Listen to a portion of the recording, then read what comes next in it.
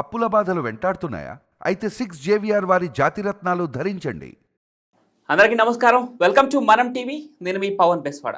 ఇప్పటికే మద్యం కుంభకోణం కేసులో పలువురు అరెస్ట్ అవుతున్న నేపథ్యంలో జగన్ ఇలాఖాలో అధికార తొత్తులుగా వ్యవహరించినటువంటి కీలకమైనటువంటి నలుగురు వ్యక్తులు కూడా అరెస్ట్ అవడం జరిగింది. దానిలో ధనుంజయ రెడ్డి, కృష్ణమోహన్ రెడ్డి గత ప్రభుత్వ హయాంలో వైఎస్ జగన్మోహన్ రెడ్డికి అత్యంత సన్నిహితంగా మెలిగినటువంటి వ్యక్తులు. వీరితో పాటే ఇంకా చాలామంది ఈ కుంభకోణం కేసులో వరుసగా పేర్లు బయటకు వస్తూ ఉన్నాయి. ఈ నేపథ్యంలోనే ఒక్కొక్క వైసీపీ నేతలు మాట్లాడుతూ ఉన్నారు. రేపు మాపో జగన్మోహన్ రెడ్డి దాకా కూడా ఈ అరెస్టు వెళ్ళొచ్చు అని వాళ్ళే చెప్పుకుంటున్నారు. ఇక 2 నెలల్లో వైసీపీ అంతా జైల్లోనే ఉంటుంది, ఇలా అక్రమ అరెస్టులు చేసుకుంటూ పోతే అంటూ ఈరోజు సజ్జల రామకృష్ణారెడ్డి చేసినటువంటి వ్యాఖ్యల్ని ఏ విధంగా చూడాలో దీనిపైన విశ్లేషణ తీసుకుందాం. మనతో పాటు స్టూడియోలో అందుబాటులో ఉన్నారు టీడీపీ అధికార ప్రతినిధి విద్యాసాగర్ రావు. సార్ నమస్కారం. నమస్కారం. సజ్జల రామకృష్ణారెడ్డి స్వయంగా చెప్తున్నారు, రేపు మాపో జగన్మోహన్ రెడ్డి గారిని కూడా అరెస్ట్ చేస్తారు, మరి ఆయన అరెస్ట్ చేస్తే మామూలుగా ఉండదని చెప్పేసి ఒక వార్నింగ్ ఇచ్చే ప్రయత్నం చేస్తున్నారు. 2 నెలల్లో వైసీపీ అంతా జైల్లో ఉంటుంది, ఇలా అక్రమ అరెస్టులు చేసుకుంటూ పోతే అంటూ ఇవి అక్రమ అరెస్టులు అని చెప్పకనే చెప్తున్నారు. ఆయన ఏ విధంగా చూడాలి సజ్జల కామెంట్స్ని? సజ్జల అనే వ్యక్తి ఆనందం తాగిన మొహం అతని వ్యాఖ్యలు. ఫస్ట్ జగన్మోహన్ రెడ్డి కంటే కూడా సజ్జలను ఎత్తుకుని లోపలేయాలి. కొడుకు జైల్లోకి పోతున్నాడని ఫ్రస్ట్రేషన్స్తో గిలగిల గింజుకుంటున్నట్టున్నాడు సజ్జల రామకృష్ణారెడ్డి. సజ్జల రామకృష్ణారెడ్డి అనే వ్యక్తి ఒక కల్ప్రిట్, సమాజంలో ఉండకూడనటువంటి వ్యక్తి. అతన్ని ఏ రకంగా సంబోధించాలో కూడా మనకు అర్థం కాదు. ఏమవుతుంది జగన్ అరెస్ట్ చేస్తే? ఏమవుతుందండి జగన్ అరెస్ట్ చేస్తే? రాష్ట్రంలో సంక్షేమ పథకాలు అందించి ప్రజల మన్ననలు పొందిన ఒక లీడర్ని అరెస్ట్ చేస్తే అల్లకొల్లలో ఎలా ఉంటుందో చూస్తుంది అనే కామెంట్స్ వినపడతాయి. ఆయన మొహం సంక్షేమ పథకాలు ఏమన్నా ఇతనికి కొత్త కనిపెట్టాడా? వీళ్ళ జగన్మోహన్ రెడ్డి ఏమైనా కొత్త కనిపెట్టాడా? ఇంకెవరు ఇవ్వలేదు సంక్షేమ పథకాలు. దీనికంటే 100 రెట్లు అబ్బగా ఇచ్చినటువంటి సందర్భాలు ఉన్నాయి. సంక్షేమం అంటే ఇదంతా ఊరికే మీడియా ముందుకు వచ్చి ప్రగల్భాలు మాట్లాడే మాటలు తప్ప వేరే అంశాలు అయితే కాదు. సజ్జల రామకృష్ణారెడ్డిని అరెస్ట్ చేసి కస్టడీకి తీసుకొని విచారిస్తే అతనితో పాటు అసలు పార్టీలు ఎవరు మిగలరు. అన్ని అక్రమాలు ఉన్నాయి. జగన్మోహన్ రెడ్డి కంటే ముందు సజ్జలను అరెస్ట్ చేస్తే అంటే ఇట్లా వీడియోగ్రఫీ చేసి మొత్తం అంతా కూడా క్వశ్చనర్ ముందర పెడితే ఒక్కోదానికి ఏం సమాధానం చెప్తాడో, సాక్ష్యాలు ముందర పెడితే ఏం చెప్తాడో చెప్తే అసలు ఎవడో ఉండడు. ఇట్లా అరెస్ట్ చేసుకుంటా పోతా అంటే నేరం చేసిన అరెస్ట్ చేయక ముద్దు పెట్టుకుంటారా? నేరం చేసిన అరెస్టే చేస్తారు. జగన్మోహన్ రెడ్డికి తెలీదు లిక్కర్ స్కామ్ జరిగినట్టు తెలీదా? ఈ రాష్ట్రంలో ఎప్పుడు ఎక్కడ ఏ సందర్భంలో కూడా లిక్కర్ అనేది ప్రభుత్వం అమ్మినట్టు ఇక్కడ లేదు. కనుక సందర్భంలో లిక్కర్ను నిషేధించాలని చెప్పేసి దూబుగుంట ఉద్యమం జరిగింది. బహుశా మీరు అప్పటికి మీ వయసంతో నాకు తెలీదు. 90s దూబుగుంట ఉద్యమం జరిగింది నెల్లూరు జిల్లా. దానికి పత్రికలతో పాటు అప్పుడు మా ఎన్టీ రామారావు గారు ఎలక్షన్స్కి పోయే ముందు దాన్ని మేము నిషేధిస్తామన్నారు. ఈ రాష్ట్రంలో మద్యపాన నిషేధం ఉండేది ఉమ్మడి ఆంధ్రప్రదేశ్లో. తర్వాత మెల్లగా దాన్ని లిఫ్ట్ చేయడం జరిగింది, ఎందుకంటే దాంట్లో మాఫియా పెరిగిపోయిందని. దానికి ఒక ప్రొసీజర్ ప్రకారం మెల్లగా చేసుకున్నటువంటి సందర్భాల్లో నీ పాటికి నువ్వు సొంతంగా మద్యం కంపెనీలు పెట్టుకొని అప్పటి వరకు ఉన్న మద్యం కంపెనీలన్నింటినీ మూసేయించి వాళ్ళు బ్లాక్మెయిల్ చేసి వాళ్ళు కమిషన్లు ఇస్తేనే వచ్చేటట్టు, కమిషన్ లేకపోతే రాష్ట్రంలో చేయనట్టు, నువ్వు అది ఏం బ్రాండ్లు పెట్టావు, ఎక్కడ బ్రాండ్లు పెట్టావు, ఎవడికి వెళ్ళి తీసుకొచ్చేసి మొత్తం అంతా నువ్వు డిగ్రీ చదువుకున్న పిల్లలందరినీ ఉద్యోగాలు, మద్యం దుకాణంలో ఉద్యోగాలు ఇప్పించి టీచర్లు నువ్వు కాపలాగా పెట్టి మద్యం పంపించినోడు నువ్వు. నీకు అందరికీ తెలుసు అది కల్తీ మద్యం అని చెప్పి తెలుసు. గూడెం, ఇక్కడ ఒక గూడెంలో జంగారెడ్డి గూడెంలో 45 మంది దాకా చనిపోయారు. దాని మీద ఇప్పుడు కమిటీ వేసి ఎంక్వైరీ కమిటీ వేశారు. నెల్లూరు ప్రకాశం జిల్లాలో శానిటైజర్ తాగి 32 మంది చచ్చిపోయారు. మదనపల్లి లాంటి ఊర్లో ఒక కుర్రోడు ఇది అసలు మద్యమే కాదు కల్తీ మద్యం ఇది తాగితే చచ్చిపోతారంటే రాత్రి తాగి తెల్లారి 9 గంటలకు శవం మీద వెళ్ళాడు. ఇవన్నీ చేసింది జగన్మోహన్కి ఏం తెలియక జరిగిందా? టీవీలో రాలేదా? లేకపోతే ఎవడైనా సరే జంగారెడ్డి గూడెంలో చనిపోయిన చావుల మీద అంతమంది చనిపోతే నువ్వు కమిటీ ఎందుకు వేయలేదు? కమిటీ వేయాలి కదా. ఏ కారణం చచ్చిపోయింది దానికి కేసును క్లోజ్ చేశారు, ఇప్పుడు ఓపెన్ చేస్తారు. అంతమంది చావులు కారణమైతే నైతిక బాధ్యత అవసరం లేదా? ప్రమాదవశాత్తు జరిగితే అది వేరే విషయం.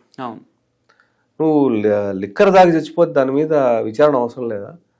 ఆ లిక్కర్ తాగలేక శానిటైజర్ తాగి 30 మంది చనిపోతే 2 జిల్లాలు దాని మీద విచారణ అవసరం లేదా?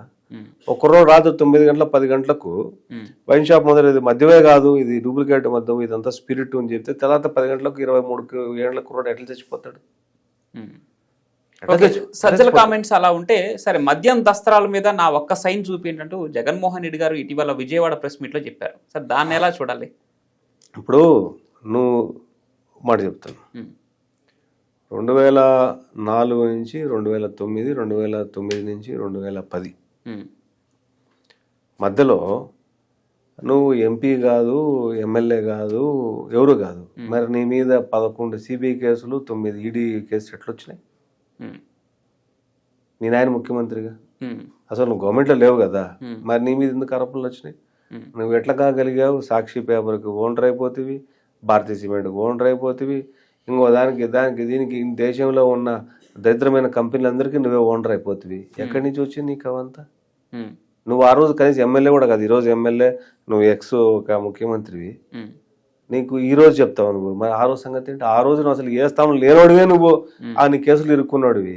నా సంతకం ఆ రోజు అసలు నువ్వే కన్సర్న్, కానీ నీ మీద కేసు ఎందుకు వచ్చినాయి? శ్రీలక్ష్మికి మొన్న తెలంగాణ హైకోర్టు శ్రీలక్ష్మిని ఐఏఎస్ని ఆమెని లిస్టులోంచి తీసేస్తే, అక్యూజ్ లిస్టులోంచి తీసేస్తే సుప్రీంకోర్టు రివర్స్ మళ్ళీ ఎందుకు విచారించమని చెప్పింది? నువ్వు డిశ్చార్జ్ పిటిషన్లు వేస్తే నీ మీద ఎందుకు డిశ్చార్జ్ పిటిషన్స్ అలో చేయటం లేదు? విచారణ చేస్తే నీ మీద ఎందుకు డిశ్చార్జ్ పిటిషన్స్ జరగటం లేదు?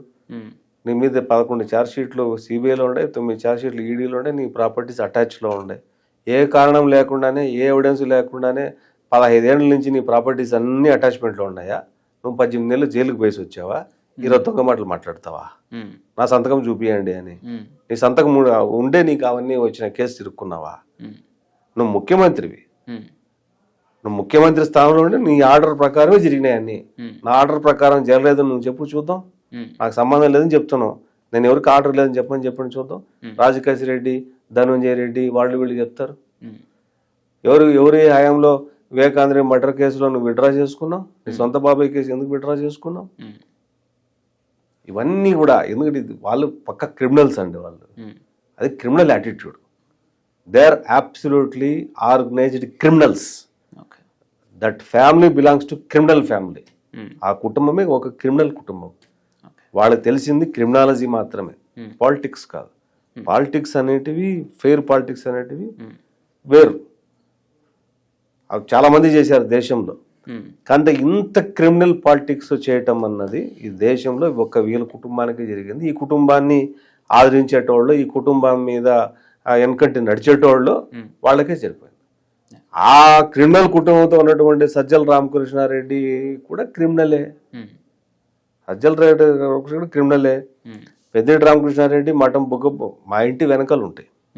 తిరుపతిలో మా ఇంటి వెనకాలే పెద్దిరెడ్డి ఇల్లు, రోడ్డు కట్టు వెనకాల వైపు వాళ్ళిల్లు.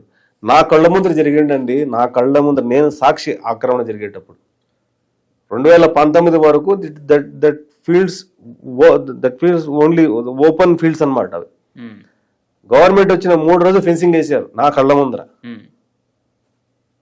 నా కళ్ళ ముందర జరిగింది అది. నేను ప్రత్యేక సాక్షి. 2019 ఏంటి ఆ ప్రాపర్టీ ఏంటి, ఆఫ్టర్ గెటింగ్ రిజల్ట్ 2019లో ఆ ప్రాపర్టీ ఎట్లా ఆక్యుపై చేసుకునేది, it was happened in front of me. ఆ చుట్టుపక్కల వాళ్ళందరూ ప్రత్యేక సాక్షులు. పెద్దిరెడ్డి బతికేంది అసలు మా కళ్ళ ముందర. మిథున్ రెడ్డి ఆయన ఆ స్కామ్లో గవర్నమెంట్లో జరగాల్సినటువంటి క్యాబినెట్ ముఖ్యమంత్రి ఆధ్వర్యంలోనో లేకపోతే సెక్రటరియట్లోనో జరగాల్సినటువంటి మీటింగ్ ప్రైవేట్ ఇంట్లో జరుగుతుందా? లిక్కర్ పాలసీ మీద ఎవరు అధ్యక్షతన? మిథున్ రెడ్డి అధ్యక్షన. Who is Mithun Reddy? What is he?